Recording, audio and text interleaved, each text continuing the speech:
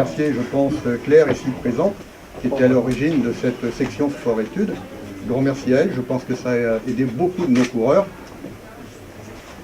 Et le pôle, c'est quoi? C'est 38 coureurs en voile olympique, dont 11 filles.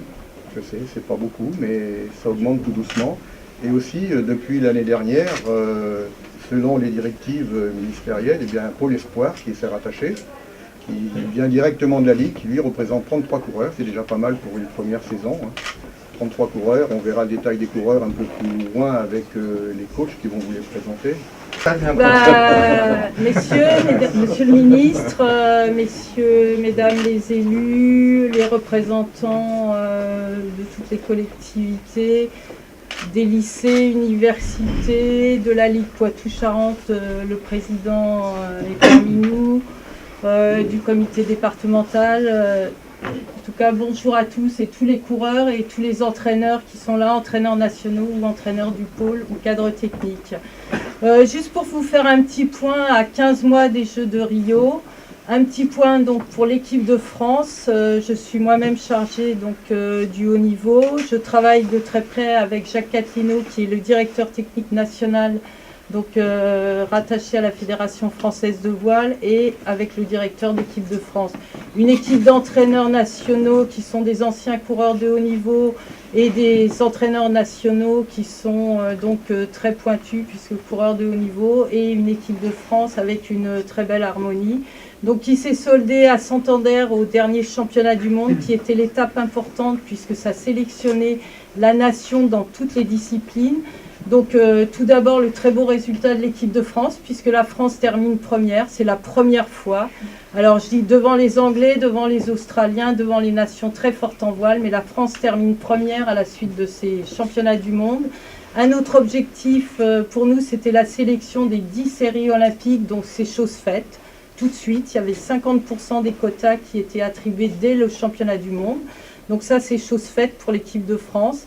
Et ensuite, de très très beaux résultats lors de ces championnats du monde.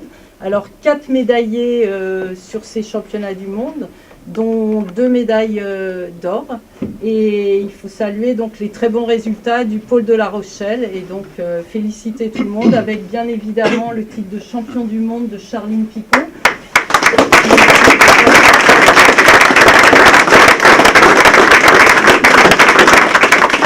Donc Charline qui a tout gagné cette année, donc le test event à Rio, qui précède sur le plan d'eau des Jeux, le titre de championne du monde, le titre de championne d'Europe et la semaine olympique de Palma. Donc une très très belle année pour Charline. À côté de Charline, Billy Besson qui n'est pas là, qui est double champion du monde en Accra, c'est-à-dire c'est le catamaran, catamaran qui va très vite, très acrobatique. Donc Billy Besson, qui à l'origine vient de Tahiti, qui est rattaché au pôle de La Rochelle, qui est double champion du monde. Et si vous regardez son palmarès, en ce moment, il gagne tout, avec son équipière qui vient de Brest, qui est Marie Rioux.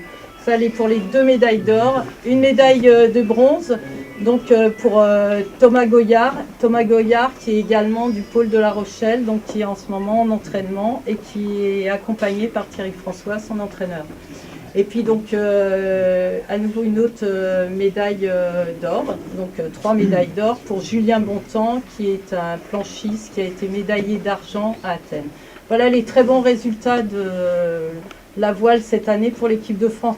Puis juste un petit mot très rapide pour dire qu'à côté de ça, il y a des tas d'étages, on peut apprendre, et certains le connaissent bien ici, puisqu'on peut apprendre ici sur ce môle central. On peut commencer par l'école de voile, ensuite l'école de sport, ensuite, comme ça a été dit, le centre d'entraînement régional et le sport-études. Je salue au passage les représentants du lycée d'Auté, son proviseur, qui sont là, puisque le lycée d'Auté a été le premier lycée à recevoir une section sport-études ici à La Rochelle, donc comme ça l'a été dit tout à l'heure. Et puis après, le pôle espoir et le pôle France. Donc une filière complète sur un périmètre de, vous voyez, c'est porté à côté. Donc je pense que pour les tout jeunes qui commencent, vous avez vu des optimistes au passage, ils ont l'exemple de Charline, de Jonathan, et là-dessus je saluerai juste la présence de Lucie Pianazza, puisque c'est l'avenir, si tu veux t'avancer, qui a...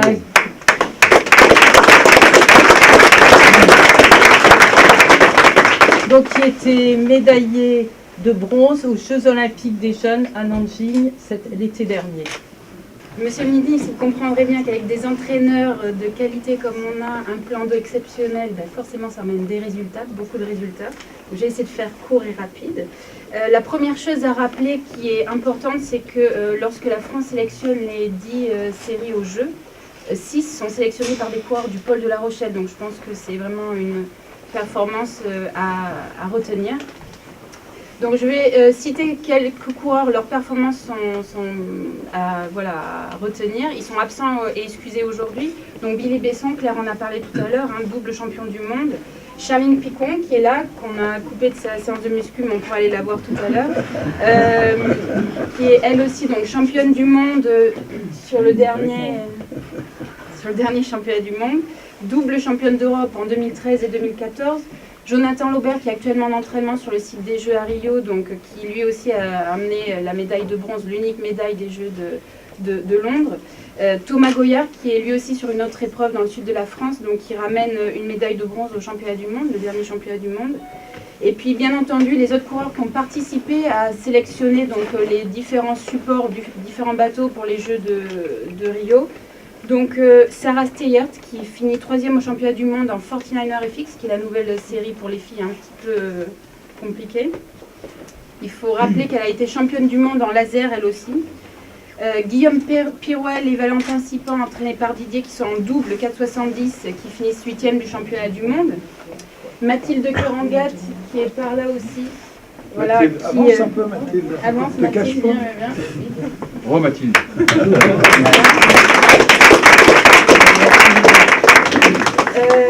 Et Manon Audinet qui est là aussi, donc qui finit 5e du mondial en 2013 et qui est vice-championne d'Europe en 2013. Avance-toi Manon, donc qui est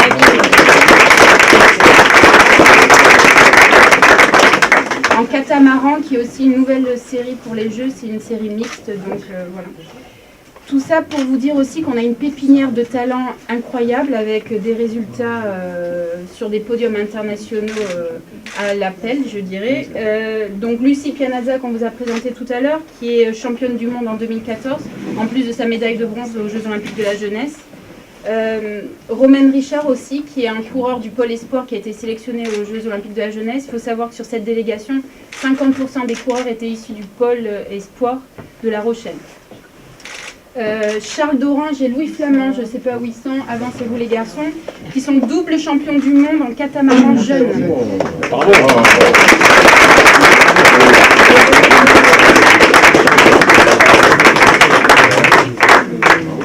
Donc tous ces jeunes qui auront le talent de nous représenter très certainement en 2024. Et ça continue avec... À quel endroit?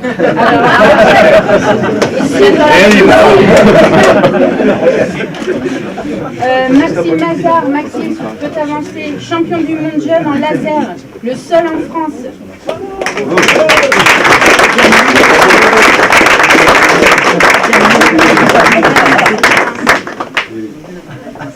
Pernelle Michon, c'est pas fait exprès, mais elle arrive après toi. 3e au championnat d'Europe, jeune en laser aussi. Pernelle, tu t'avances.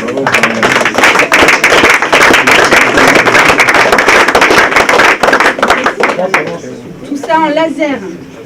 Je vais passer à la planche à voile. Hélène Neusman, championne du monde jeune en RS6 filles.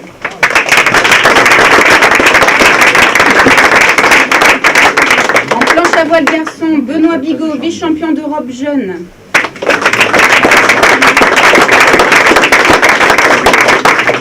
Adrien Mestre, un jeune talent aussi, qui a fait 3e au championnat du monde jeune et au championnat d'Europe jeune en RSX.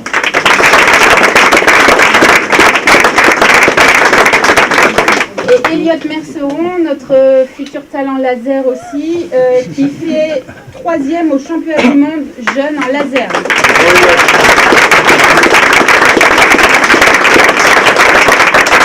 Préfet, mesdames et messieurs les élus, monsieur le député, merci d'avoir contribué à ma venue à La Rochelle, cher Olivier.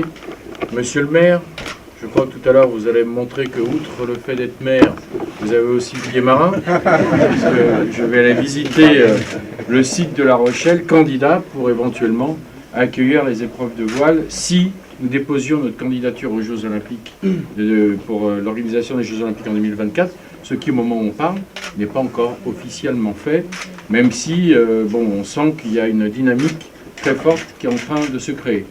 Moi, je voulais vous dire deux choses. La première, c'est que j'envie Catherine Léonidas.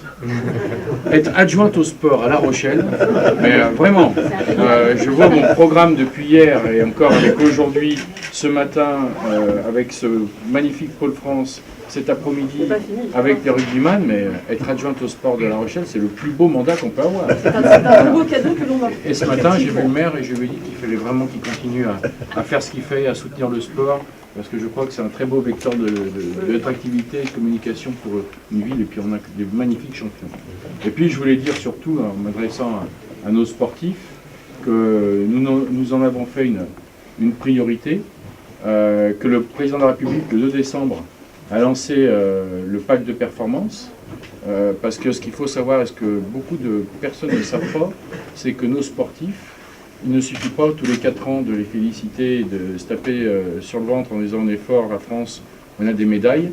Il y a tout le quotidien et que beaucoup d'entre eux vivent dans une grande précarité que je trouve tout à fait anormale et que notre pays doit être reconnaissant par rapport à nos sportifs de haut niveau.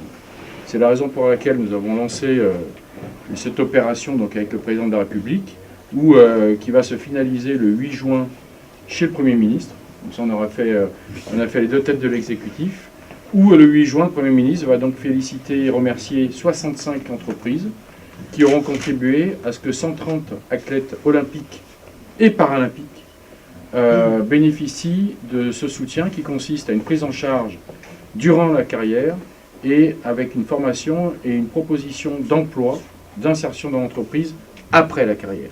Je crois que c'est essentiel. Car véritablement, on ne peut pas simplement leur demander des performances. Il faut qu'on soit plus à leur côté, qu'on les protège mieux et qu'on les supporte mieux. Donc ça, c'était une priorité et je crois que c'est quelque chose qui est lancé et qui va se poursuivre après. Donc, parce que je vois que ceux qui disent, bon, ben moi, c'est pour Rio, c'est peut-être pas encore le moment, mais ça va être Tokyo ou Paris. J'ai la certitude qu'on a lancé quelque chose d'inéluctable et qu'enfin, le pays va être bien plus reconnaissant envers ses sportifs de haut niveau qu'il ne l'était par le passé. Et puis vous dire que je suis aussi très attaché à cette Fédération française de voile.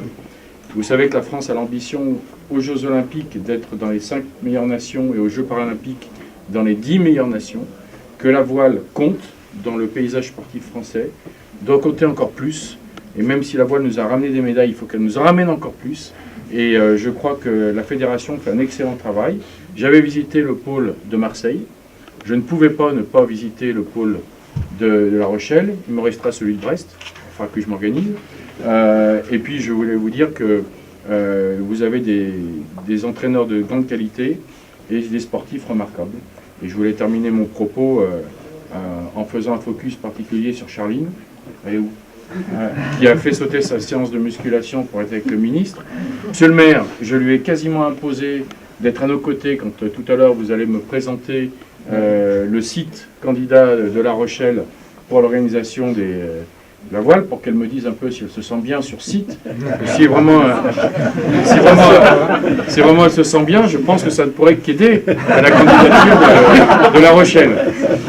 Et vous dire vraiment que j'ai beaucoup de plaisir et n'oubliez pas, quand on parle aujourd'hui de candidature aux Jeux, et je voudrais aussi conclure là-dessus, c'est important, on n'est pas candidat aux JO, on est candidat aux Jeux. Il y a les Jeux olympiques, il y a les Jeux paralympiques.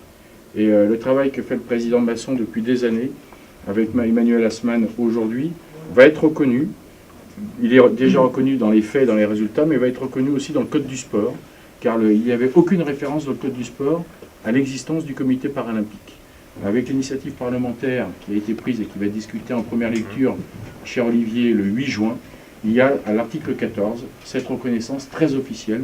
C'est le moins qu'on puisse faire par rapport à le travail que fait le président Masson et tout ce que nous apporte aujourd'hui le paralympisme dans le sport français. Voilà, je voulais conclure parce qu'en plus que c'est un ami, il fait un travail remarquable et c'est vraiment le moment de le rappeler. Merci. Monsieur le ministre, au nom de l'ensemble des collectivités locales qui ont déjà toutes délibéré. Le conseil régional a délibéré, le conseil départemental a délibéré, la communauté d'agglomération a délibéré, et bien sûr la ville de La Rochelle. On a l'honneur de vous présenter le projet, les grandes lignes, puisque nous devrons remettre le 20 juin à la fédération et au comité olympique le projet que nous portons. Alors, vous dire tout d'abord que nous le portons au nom de la communauté sportive. Nous avons rassemblé au mois de mars toute la communauté sportive qui est, non pas derrière, mais devant nous dans ce projet. Ce sont eux qui portent ce projet, parce que c'est très clairement un projet qui est tourné vers les athlètes pour avoir les plus beaux jeux en termes sportifs. Vous noterez dans mon propos une petite nuance par rapport à un message qui nous a été envoyé par la fédération, un petit peu nous disant le plus important c'est les spectateurs.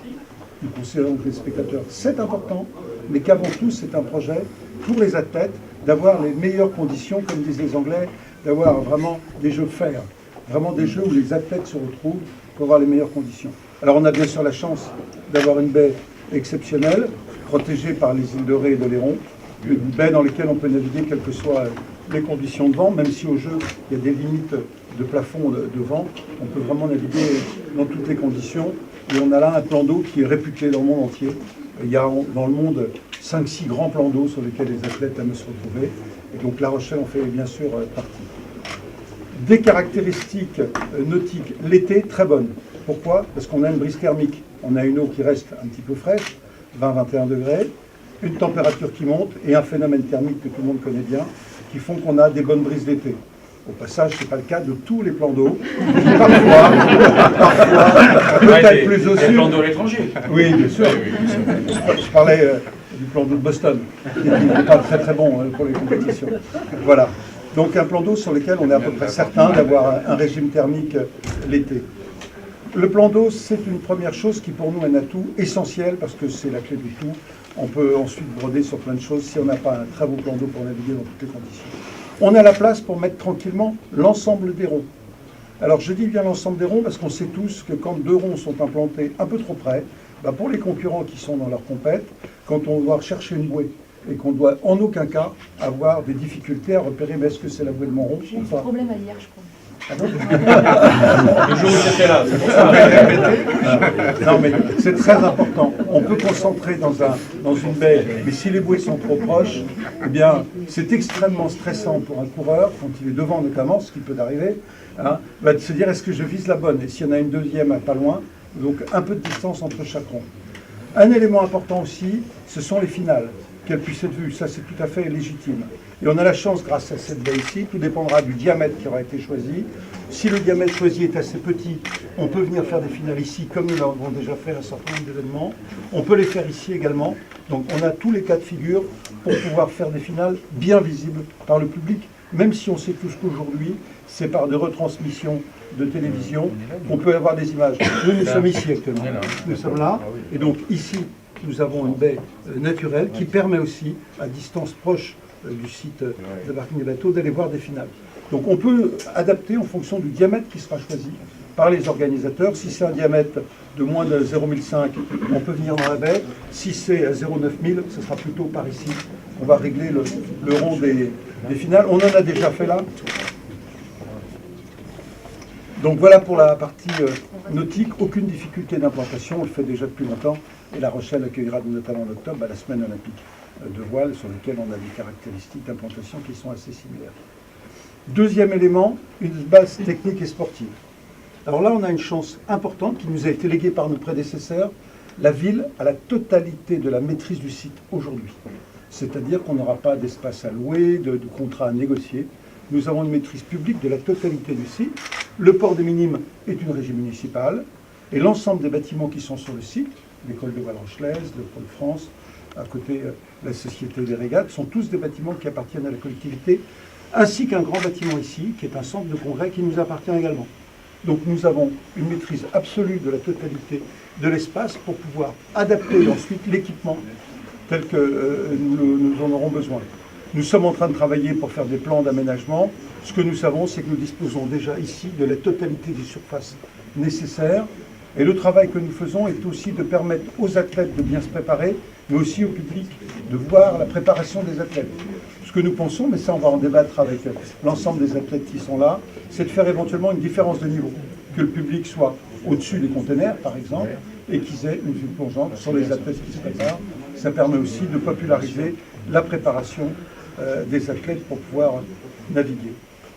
Voilà pour la base technique. On a l'ensemble des éléments.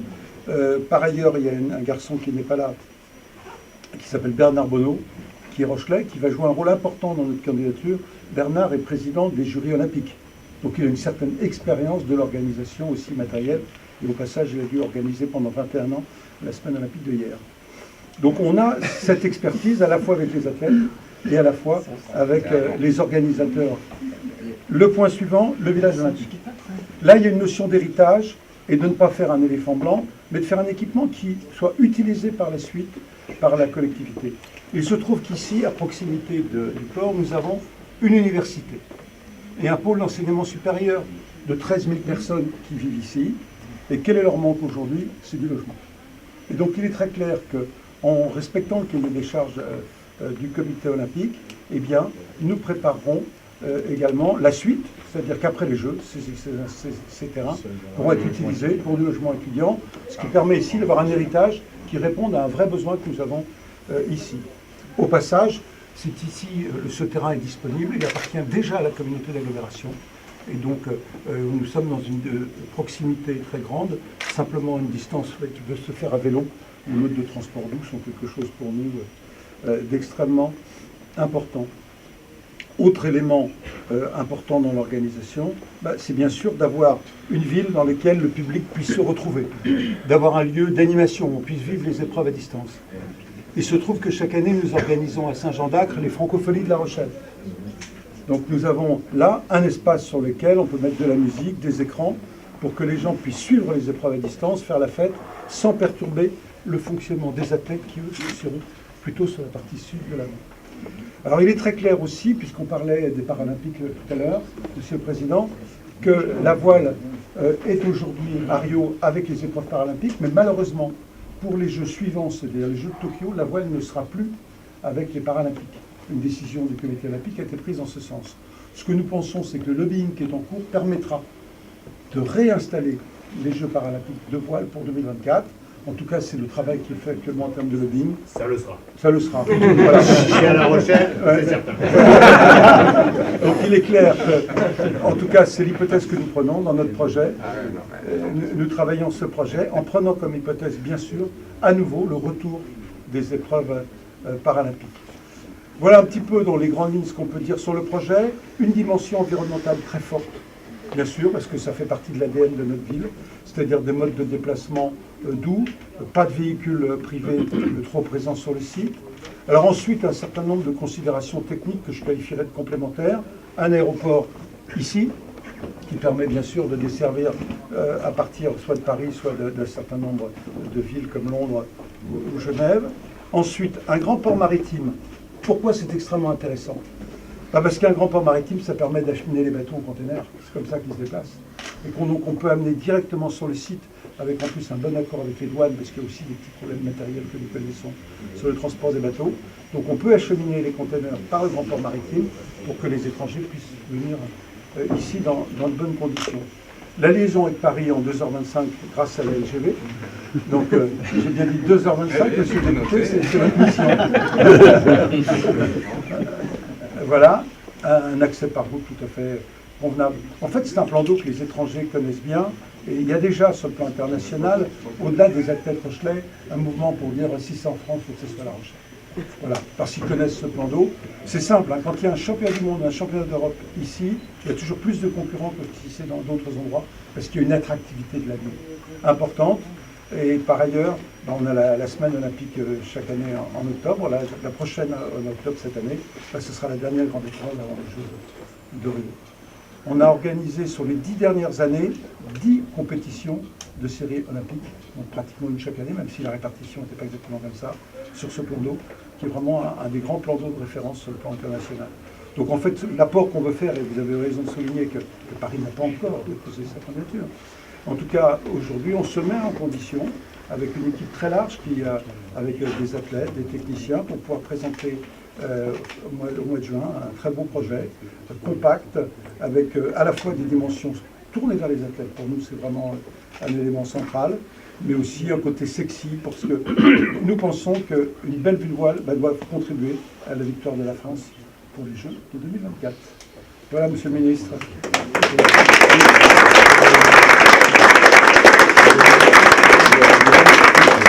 Vous comprendrez que je dois rester dans une extrême neutralité. Et simplement, je me satisfais de voir qu'il y a des candidatures qui sont d'extrême qualité. C'est vrai que j'étais hier, l'autre jour, pour l'étape de la Coupe du Monde, où il y a aussi des conditions excellentes. Je sais que Rouen va être candidat, que Marseille est candidat. Je ne sais pas si Brest va déposer une candidature. Brest va déposer une candidature. Donc je pense que tout cela est de bon augure pour qu'on ait un dossier de candidature le plus intéressant possible. Voilà. Je suis désolé, je ne peux pas en dire plus.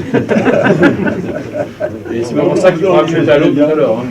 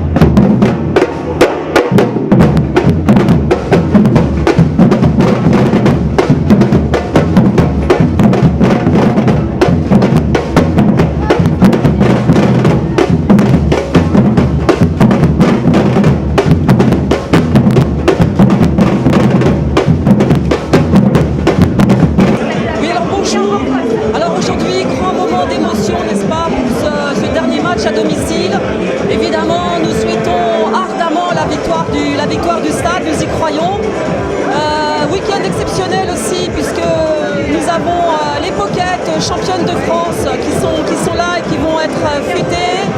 Et nous avons aussi la visite du ministre, du secrétaire d'État chargé des sports, M. Thierry Braillard, donc, et tout un tas d'autres événements. Et là, ce que nous attendons, c'est l'entrée de nos vaillants joueurs et leur victoire. Merci.